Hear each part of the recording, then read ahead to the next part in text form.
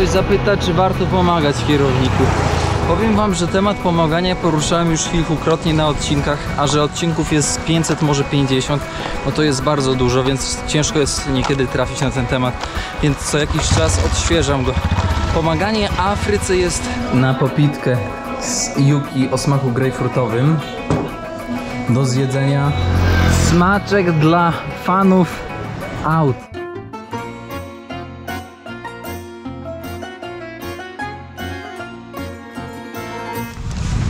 Witam serdecznie w kolejnym odcinku z Beninu.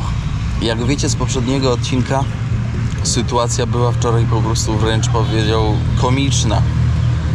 Z plebanii mi podziękowano, w sensie, że nie mogłem postawić tam namiotu, bo nie było osoby odpowiedzialnej. Myślę sobie, o co chodzi, jaka odpowiedzialna osoba za postawienie namiotu. Później na komisariacie postawiłem namiot, bo pozwolili, a później ktoś zmienił zdanie i powiedział, nie, bo tutaj nie ma osoby odpowiedzialnej na komisariacie. Przecież na komisariacie 24 na dobę siedzą ludzie. No i też nie. No to dobra, tam mówię, bez łachy, zawinąłem w ogóle żagle. Patrzę, zwijam namiot, jeszcze ptak mi obstrał namiot. No mówię, kurde, no po prostu super. Na szczęście godzina 20, ciemna jak w dupie. Jestem gdzieś w Beninie, w 1/3 kraju, na jakimś zadupiu totalnym. Nie ma gdzie iść. O kurde, myślę sobie przekichane. No i postawiłem tutaj tak niedaleko drogi, przy takim zakładzie. W zakładzie obróbki to chyba bambus jest. Nie mam pojęcia, ale na razie chłopaków jeszcze nie ma, bo jest wczesna godzina, 7 rano, więc ja się zawieram. Ale powiem wam, że najgorsza sytuacja jaka może być, najgorszy scenariusz, czyli pozostać bez noclegu totalnie w nocy na jakimś zadupiu w Beninie, w Afryce Zachodniej. Więc moi drodzy, ja się zbieram, a was upraszam o łapeczkę, komentarz i ślad węglowy. Nie, przepraszam, łapeczkę, komentarz i pocztę sandałowu, czyli podanie odcinka dalej.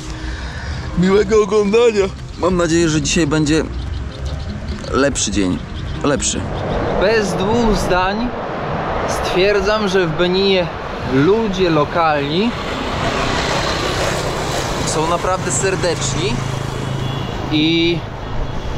a te w ogóle, wiecie, te instytucje wszystkie, o których wcześniej wspomniałem, od kościoła po policję, no to są dziwne. Ale dobra, słuchajcie akcji. Jak ja byłem wczoraj na tym posterunku i rozmawiam z tym oficerem, młody chłopak, 35, może 36 lat. Szkołę skończył oficerską, wyższe wykształcenie, po angielsku mówi. Na biurku stoi prezent z Egiptu, bo kolega jakiś był w Egipcie, więc mu przywiózł. Więc taki światły, no, wie gdzie jest Polska, co się dzieje na świecie. Naprawdę taki, powiedziałbym, odbiegający totalnie od przeciętnego obywatela Beninu. Rozmawiamy i on do mnie mówi tak, dość ciekawe spostrzeżenie z jego strony. Ty tu przyjechałeś, to masz dolary. Ja mówię tak, mam dolary. A czemu miałbym nie mieć? No właśnie, jak masz dolary, to powinieneś teraz jeździć po hotelach i te dolary zostawiać tam, żeby wspierać lokalne biznesy. Ja mówię, oczywiście, masz rację i to robię. Tylko że nie robię tego w takiej intensywności jak standardowy turysta. Bo złota zasada podróżowania jest taka, że jeżeli jesteś w stanie zaoszczędzić, no to jesteś w stanie dłużej podróżować. I ja mu tego nie tłumaczyłem. Więc mówię mu tak, w plecaku mam namiot, raz sobie śpię w hotelu, jak jest taka potrzeba, a raz sobie śpię w namiocie. A on do mnie mówi, nie, ty powinieneś zawsze iść w restauracji i spać w hotelu. No i dobra. Pytam dlaczego. On do mnie mówi, że jesteś turystą. No i trochę mnie wkurzył, bo pomimo, że taki otwarty, taki inteligentny człowiek, a taki zamknięty na świat, więc trochę wytoczyłem grube działo i mówię do niego, a czy słyszałeś o ludziach z Afryki, którzy nacierają na Europę? On mówi, tak, słyszałem. No bo światły. Taki widać, że no, interesują się tym, co się dzieje na świecie. I ja mówię, no dobra, a jak oni docierają do Hiszpanii, do Francji, do Niemiec, do Norwegii, to czy oni śpią w hotelach? Czy oni jedzą w restauracjach? Czy oni mają ze sobą dolary? No i gość tak... Czy oni są turystami? No są turystami, bo nie są w swoim kraju.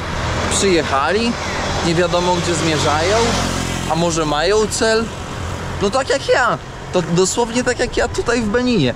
No i wiecie, tak mu powiedziałem, kurczę, bo ta rozmowa, pomimo że wydawała się elokwentna, to on i tak chciał pokazać tą swoją wyższość i chciał pokazać, że tutaj po prostu turystyka rozkwita w Beninie na prawo i na lewo.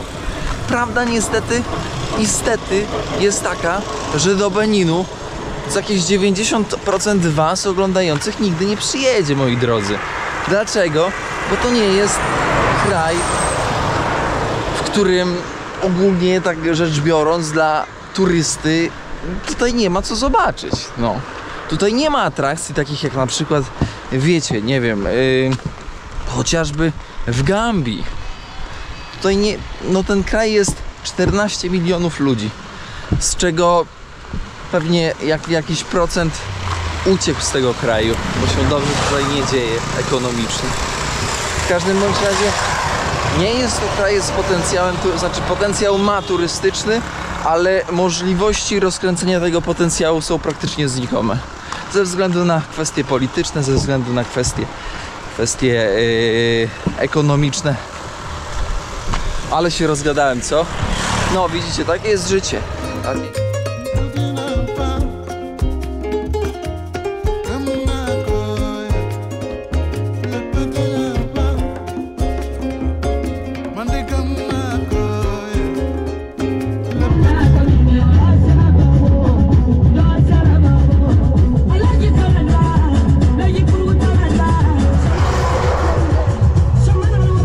قعدتنا ديك في الرميلة ونساتنا تحت الشديرة صفقتنا فيه الجبال هجري فيها الحجيرة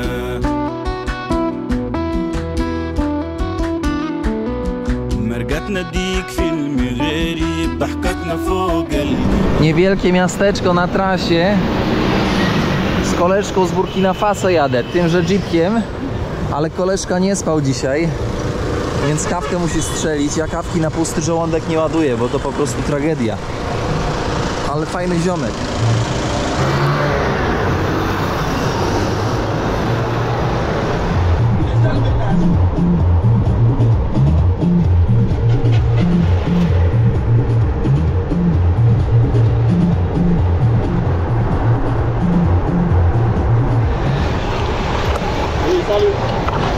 Zatrzymanie policji tutaj. Trzeba uważać, bo coś mocno się tutaj skoncentrowali. No zobaczymy, czy tu się uda wypłacić pieniądze, bo jadę na deficycie. Mój koleżka z Burkina Faso, bardzo sympatyczny kierowca. Jak mnie tylko zobaczyli u niego w samochodzie, od razu zatrzymali. Jakaś ogromna koncentracja policji tutaj w Dese. Nie wiem o co chodzi, ale jak spojrzycie na mapę, to zobaczycie, że jesteśmy w Beninie teraz. Benin, tak w górę Burkina Faso, w drugą stronę Niger. Czyli powiedziałbym dwa kraje, które są takimi zapalnikami tutaj w tej części Afryki. Nieciekawe. Na popitkę z Yuki o smaku grejpfrutowym do zjedzenia ryba, ryż, fasola z cebulką. Oszukali mnie o połowę, ale nie dam rady się kłócić, bo jestem bardzo głodny. I rzeczywistość tutaj jest taka, że no możesz tutaj z głodu zdechnąć, a i tak będą chcieli cię oszukać. Ale takie jest tutaj życie, no. Nie polecam Afryki na pierwsze wyjazdy, bo to po prostu może zniszczyć. Ale miejmy nadzieję, że czekajcie, za 250 km będziemy u naszego ziomka. U naszego ziomka Jakuba.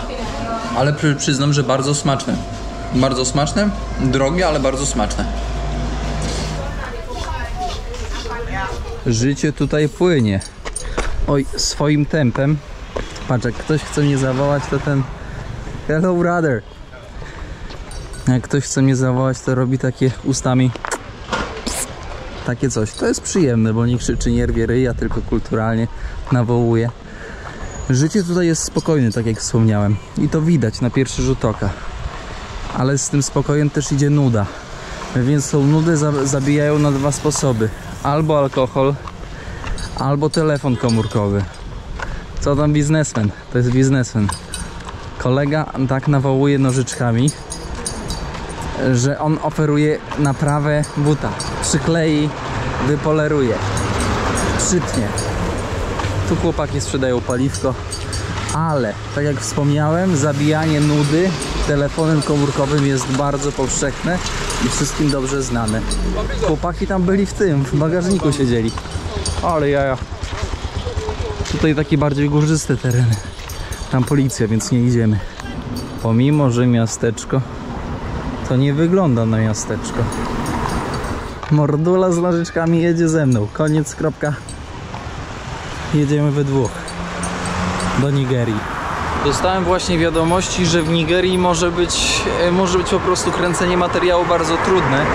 No i domyślam się, że w rzeczywistości też tak może być, bo to jest najbardziej ludny kraj w Afryce, robiący po prostu te liczby, jak sprawdzicie, to robi ogromne wrażenie. Teraz patrzcie na to, stacja benzynowa, paliwo, esencja, po mniej więcej 5 zł, gazolin 5 zł. 5 zł tiszy.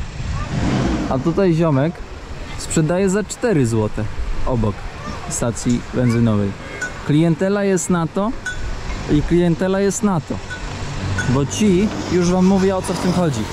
Bo ci, którzy mają nowe auta, to nie chcą ryzykować silnika dla słabego paliwa.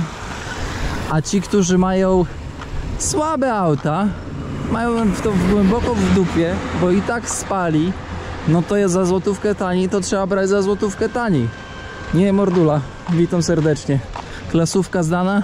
Chyba nie, bo o tej porze powinien być w szkole. Meczet, dalej kościół katolicki. Dlaczego meczet?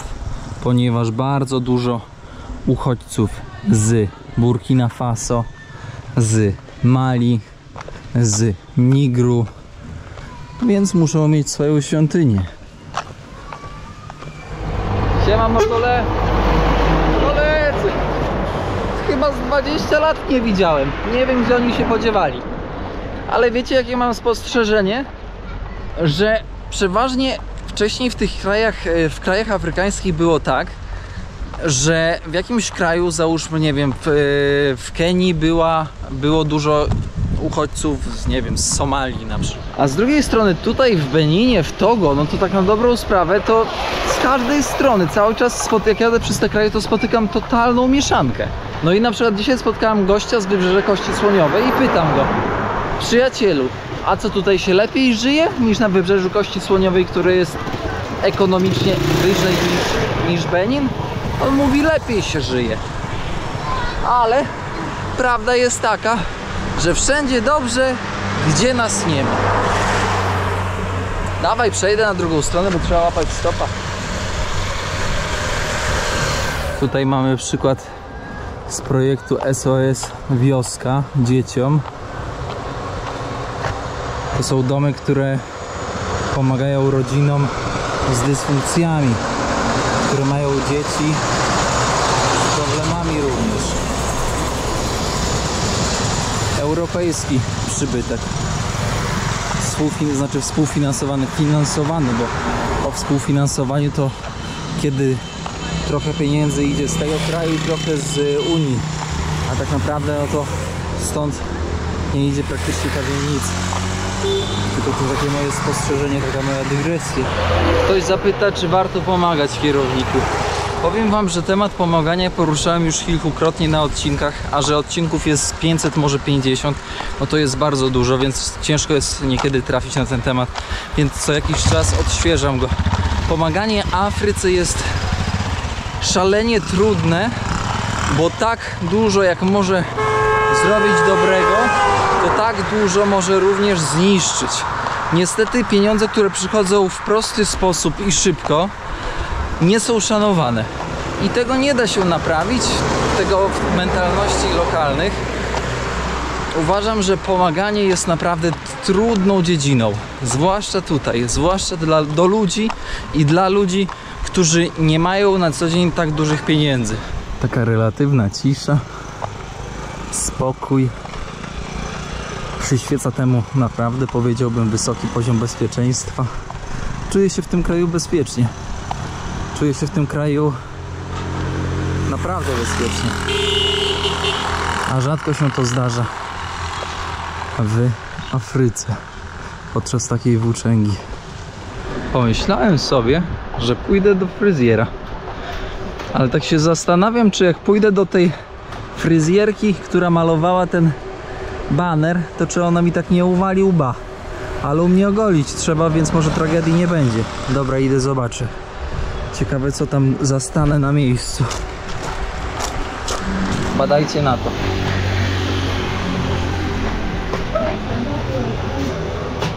Bonsoir. Tutaj mordo. O, dokładnie, no. Tak.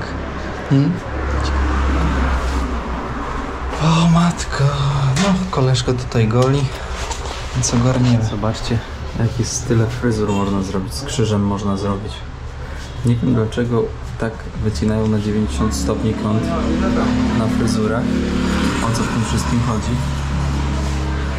A krzyk mody u kobiet, no to jest takie blond, bądź takie różowe. Co to jest? Alvaro. Tutaj mój kolega z pietyzmem goli. I record video. Ktoś kiedyś zapytał, pędzlem nanosi tutaj ten, piankę taką. Pędzlem do malowania, rzecz jasna. Ktoś kiedyś zapytał mnie, kierowniku, czy ty się nie boisz o różne choroby, jak chodzisz do takiego barbera, fryzjera?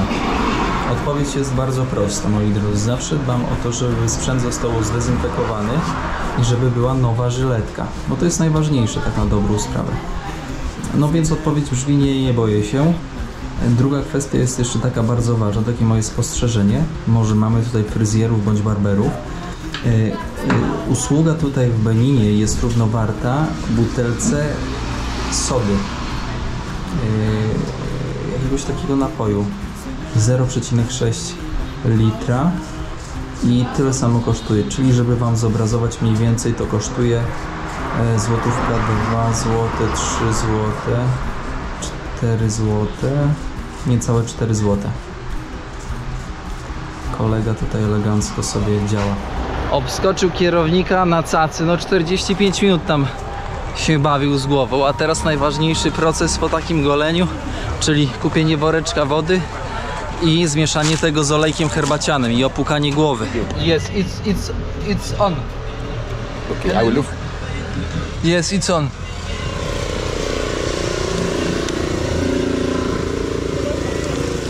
O, woda najpierw. Najpierw opłuczemy. Buteleczka olejku herbacianego zawsze ze mną. Na rękę. Raz, dwa, trzy, cztery, pięć, 6 kropelek. Rozcieram. I na głowę. I w ten oto sposób silnie antygrzybiczy i antybakteryjny specyfik na mojej głowie. I ma do tego przyjemny zapach. No i nie ruszam tego już, a resztę wody wypiję.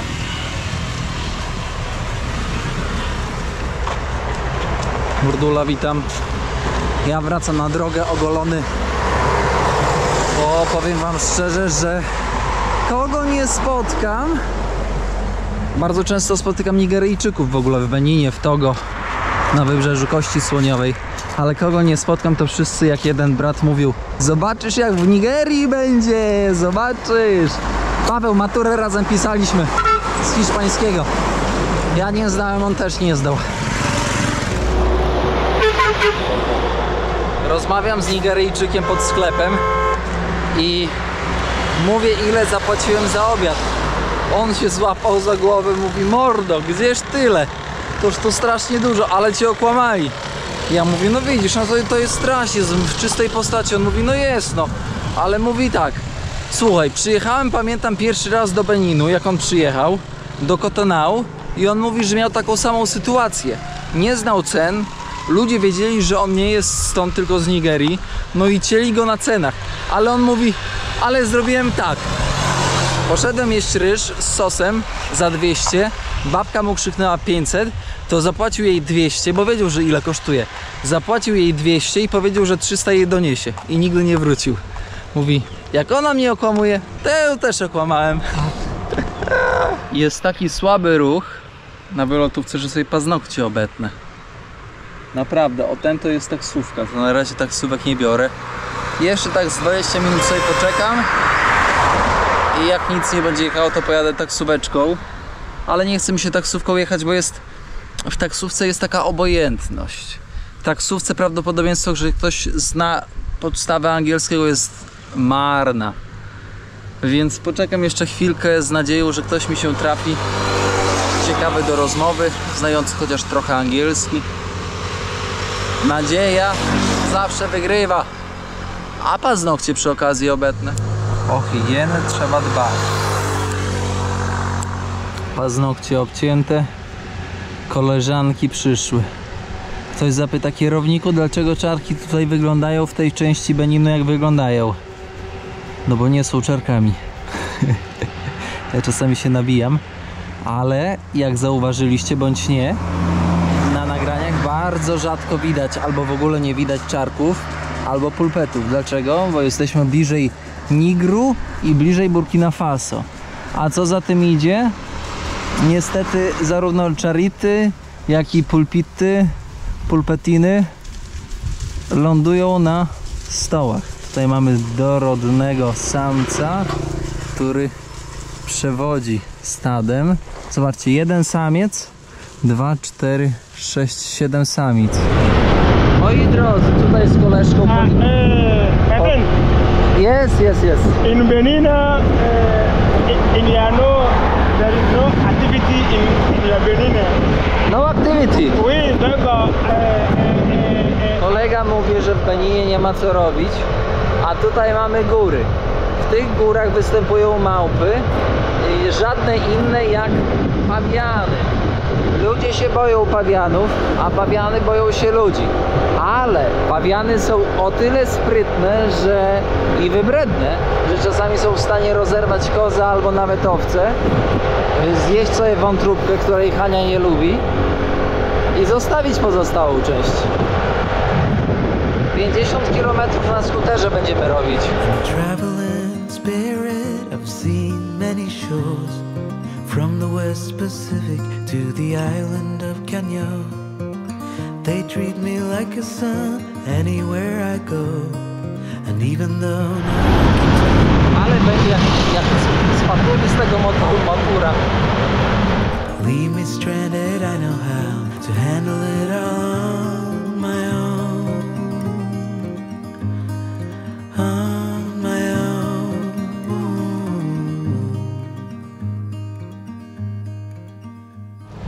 Policjant zatrzymał i mówi: mordo, czemu nie masz kasku? Ja mówię: a skąd mam mieć kask? Przecież ja kasku w tornistrze w plecaku nie wożę. A morda do mnie mówi: zejdź z motoru, nie możesz jechać. A pomimo, że z policjantem jechałem, nie? Zobaczcie jaki ten. A policjant do mnie mówi: ty mordo, ja tam podjadę, zaraz na ciebie poczekam. No i dobra, i zaraz będziemy jechać dalej do Savay. Smaczek dla fanów aut. Peugeot 505 GTI. Zabytek, moi drodzy, zabytek. Stan tragiczny. 2.0 silnik. Tutaj zerknę do środka, chociaż nie powinienem, ale mogę, bo to mojego kolegi i brata, siostrzeńca. Tragiczny w środku. Na kable odpalany. Ciekawe. Pod sufitka jeszcze jest. Dobra maszyna. Peugeot. Klasyk, moi drodzy, proszę zobaczyć. Koleżka wyskoczył do mnie z tym Peugeotem, bo ja sobie tak, wiecie, frywolnie nagrywam. Wyskoczył, a ja do niego tak, wiecie, na takiego napiętego pawiana, bo tak do mnie leciał, po prostu taki nabity, jak goryl. Ja tam, wiesz, napompowałem się i też do niego tak lecę. I on wtedy już tak zmienił trochę podejście, bo kurczę, czasami ludzi ciężko przeczytać. Ciężko przeczytać i nie wiadomo jaką mają intencję. A on po prostu chciał się dowiedzieć, o co mi chodziło, że kręciłem Peugeota, ale jego ciało w ogóle mówiło co innego. Więc no trzeba mieć tutaj nosa. Strachu nie ma, ale jest napój pobudzający. Chociaż bardzo mało kofeiny, moi drodzy, bardzo mało. Tauryny troszkę, różnych specyfików E330, E211, E202. Na szczęście niezbyt popularne tutaj. Ale straszne, jak bardzo koncerny energetyków przejmują świat. Nie pijcie tego gówna, bo to jest gówno. Ale wolę to gówno od rozpuszczalnej kawy, którą tylko tutaj można dostać. A dzisiaj się czuję słabo, a jestem w pojedynkę, więc muszę jakimś gównem się ratować. Tu moja wierna fanka stoi przy drzwiach i obserwuje. Z czego Benin znany jest na północy? Już się schylam, pokazuję. Z bawełny. Fabryka po prawej daje miejsca pracy, ale i niesamowicie mocno wyzyskuje. Dlaczego? Ponieważ ta firma skupuje bawełnę, która wysysa z gleby po prostu co do ziarna wodę. Bawełna jest srogo zasobochłonna, a zwłaszcza w wodę. A jak wiemy, jak nie ma wody, to nie ma życia. No i oni robią tą bawełnę, oni robią z tego troszkę monokulturę, bo jeżeli ktoś coś kupuje, no to warto to robić. A jeżeli warto to robić, to warto poszerzać areał, ile się da. Więc oni sadzą na potęgę na północy bawełnę, przywożą tutaj do tej fabryki, sprzedają za grosze i z tej bawełny, moi drodzy, później powstaje materiał, którym wychodzicie. Bo tak na dobrą sprawę, to ta bawełna, która jest u nas, no to ona jest z Afryki, z Azji, później idzie do Chin, tam szyją piękne, ładne ubranka do sieciówek i później te ubranka przyjeżdżają do nas. Ale nikt się nie zastanawia, jakim kosztem. Po prawej parking logistyczny. Ja pierdzielę, jakie to są stare ciężarówki. O cholera. Wy jesteście w stanie uwierzyć. Ja pierdzielę to. O, ja cię kręcę. Tam renówka taka nowsza. A tak to stare pierdki. Niesamowite. Parking ciężarówek. Tutaj się płaci, żeby stanąć na noc. Wow. Głównie bawełna. Widzicie bawełna? Widzicie to co tam wystaje z takie białe? To jest bawełna właśnie. Kurczę. No mordo. Za ten papierek to zaraz wpysk. No panowie, nie obijamy się. Co to jest? No. Z plastikami to jest problem. Z plastikami to jest problem. W Nigerii teraz walczą z tym. Ale ciężko im idzie, no bo niestety ludzie kochają to, co tanie i dobre. W sensie woda jest dla nich dobra. Szanowni Państwo, pojadłem, popiłem, pogadałem do kamery dzisiaj. Paweł, witam serdecznie, ale maturę z hiszpańskiego jeszcze będziemy zdawać razem. Moi drodzy, bardzo dziękuję za dzisiejszą uwagę. Kończę dzisiejszy odcinek z przyczyn nie technicznych, a z przyczyn antenowych. Czas nam się kończy, a wiem, że wygospodarowanie czasu niekiedy pół godziny na odcinek z kierownikiem to jest naprawdę mistrzostwo świata, bo jak na przykład niektórzy z Was mają rodziny, to ja też to szanuję, dlatego też nie robię odcinków godzinnych. Moi drodzy, dziękuję za uwagę. Pogłaszcie tam pulpeta, bo pewnie leży obok Was i ogląda razem z Wami, a może i Czarek się kręci gdzieś tam, niesforny ten. No i w połowie odcinka zaczął się kręcić, więc pogłaszcie go również. Koniecznie. Pamiętajcie również, moi drodzy, o tym, żeby wysłać na Messengerze bądź w WhatsAppie wiadomość do znajomych z linkiem do filmu, bo to na pewno też pomoże algorytmowi wspomóc i wybić ten film. Mam nadzieję, że przy tym odcinku już mamy na kanale 100 000. Mam taką skrytą nadzieję. Jeśli nie jest w tym odcinku już 10 000, 100 000, przepraszam, na kanale, to znaczy, że poszło coś źle i powinienem zamykać kanał. Dobra, moi drodzy, łapka, komentarz, podanie dalej, standardowa prośba od kierownika. Ja tymczasem się żegnam mniej więcej z połowy Beninu. Mam nadzieję, że jutro dojadę już do swojego przyjaciela, kumpla Jakuba, który będzie bohaterem jednego z odcinków. Prawdopodobnie jutro jeszcze nie będę rozmawiać z Jakubem, ponieważ do Jakuba mam jeszcze 280 km. A 280 km w Beninie to jest naprawdę bardzo dużo. Chylę czółko, chylę kapelusz. Pozdrawiam serdecznie. Republika Benin. Nie chciał się zatrzymać, mnie zabrać. Przyjaciel, jakoś to się mnie boję. Boję się mnie, nie wiem dlaczego ja. Życie płynie jak na margarynie.